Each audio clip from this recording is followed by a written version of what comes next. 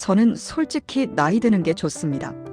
물론 몸은 예전 같지 않고 기억력도 조금씩 흐려지고 체력도 예전만 못합니다.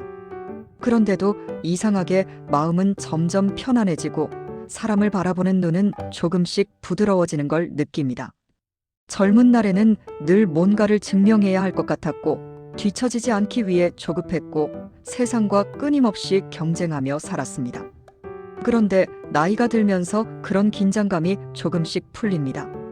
대신 정리되는 것들이 생기고 받아들이는 힘이 커지고 예전 같으면 화가 났을 일도 그럴 수도 있지 하고 넘길 수 있게 됩니다. 이게 참 신기합니다. 예전에는 누군가를 바라볼 때 판단이 먼저 나갔다면 이제는 공감이 먼저 떠오릅니다. 누가 실수를 해도 그 사람의 사정이 먼저 보이고 말 한마디에도 그 마음을 헤아리게 됩니다. 그래서 나이가 든다는 게 꼭 나쁜 것만은 아니라는 생각이 듭니다. 아직 완전히 그 경지에 도달했다고 말할 수는 없지만 지금의 나이도 제법 괜찮은 시기라는 느낌이 듭니다. 하지만 동시에 불안도 있습니다. 100세 시대라고 말하지만 정작 은퇴 이후의 삶을 어떻게 살아야 할지는 막막합니다.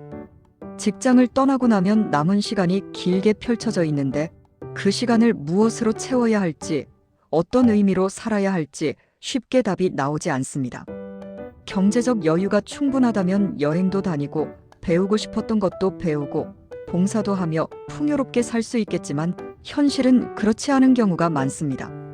미래에 대한 불안이 커질수록 마음도 좁아지고 현재의 삶까지 흔들리게 됩니다.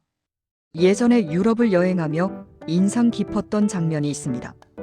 공원 벤치에 앉아 햇살을 즐기며 책을 읽는 노인들, 단정한 옷차림으로 천천히 산책을 즐기는 모습, 교회나 지역사회에서 조용히 봉사하며 사람들을 안내하는 어르신들. 그 모습이 참 아름다워 보였습니다. 아, 나도 나중에 저렇게 나이 들고 싶다는 생각이 들었습니다. 여유가 있고 자기 삶을 온전히 누릴 줄 아는 모습 말입니다. 그런데 현실은 만만치 않습니다. 회사에서는 점점 속도를 따라가기 어렵고 디지털 환경은 빠르게 바뀌고 후배들의 도움을 받아야 할 때도 많아집니다.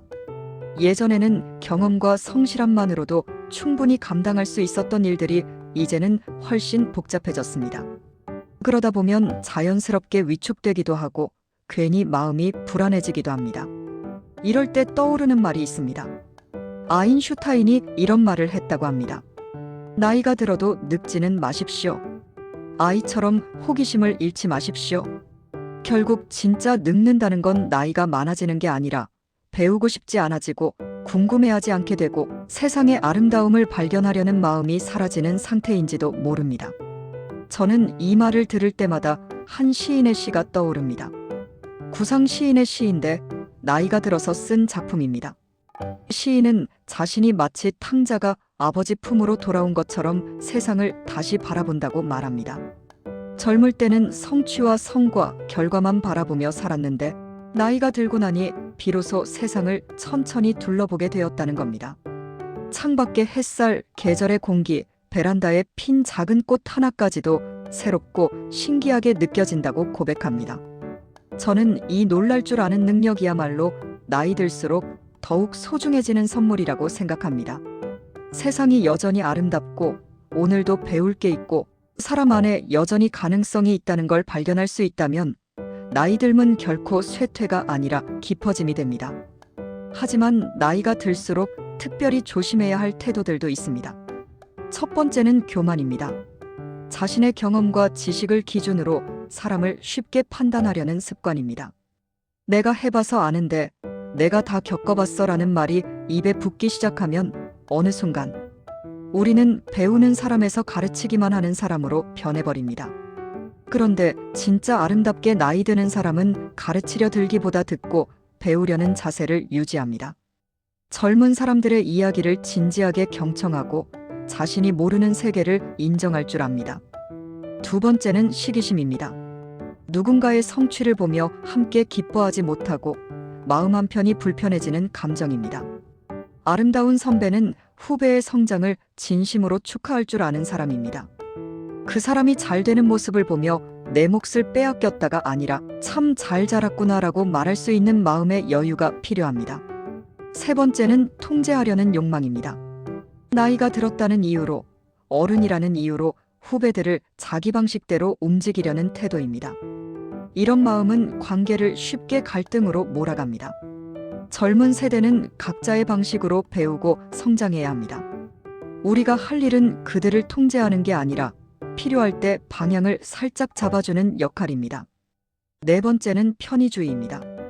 힘들고 귀찮은 일은 피하고 좋은 일만 하려는 태도입니다. 좋은 어른이 된다는 건 오히려 어려운 일을 기꺼이 감당할 줄 아는 자세일지도 모릅니다. 나이 든 사람들에게는 분명한 몫이 있습니다.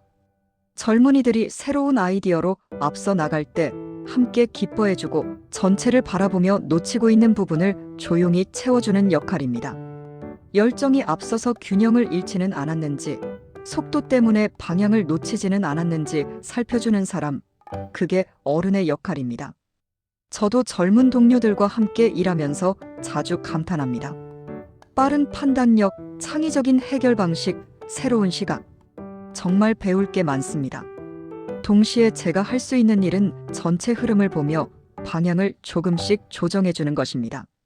그렇게 할 때 관계는 훨씬 건강해지고 함께 성장하는 분위기가 만들어집니다. 요즘 많은 사람들이 윤여정 배우를 좋아하는 이유도 비슷하다고 생각합니다. 새로운 시도를 두려워하지 않고 나이가 들었다는 이유로 자신을 제한하지 않습니다.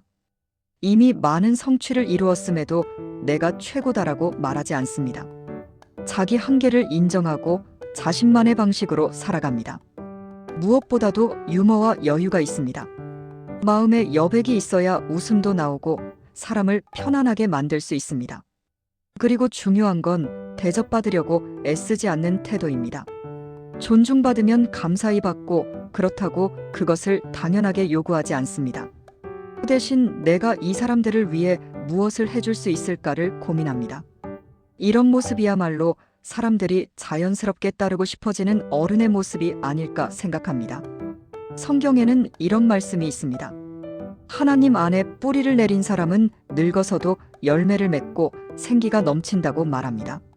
나이가 들어도 마음이 메마르지 않고 여전히 감사할 줄 알고 세상을 경탄의 눈으로 바라볼 수 있다면 그 삶은 충분히 아름답습니다. 결국 나이 든다는 것은 잃어가는 과정만이 아니라 다른 차원의 풍요를 얻는 과정일지도 모릅니다. 속도는 느려질지 몰라도 깊이는 더해지고 경쟁은 줄어들지만 이해는 넓어지고 말은 줄어들어도 마음은 더 넓어집니다. 오늘도 새롭게 배우고 사람을 귀하게 바라보고 작은 것에도 감탄할 수 있다면 우리는 이미 충분히 잘 나이 들어가고 있는 것입니다.